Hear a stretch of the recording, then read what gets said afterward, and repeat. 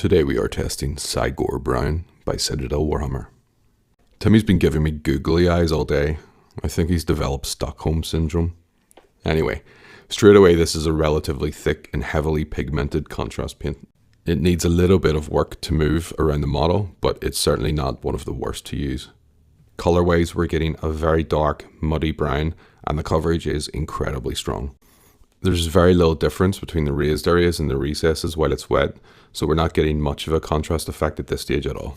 Once dry, very little changes. Once that initial shine disappears, we're left with a basically pure, solid chocolate brown across the entire model.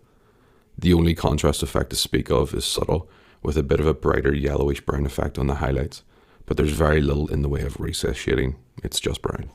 There may technically be some coffee staining or pooling, but the coverage is so dark and consistent that it's very difficult to see.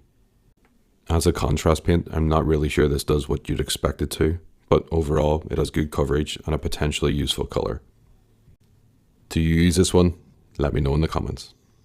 Let's add this one to the collection.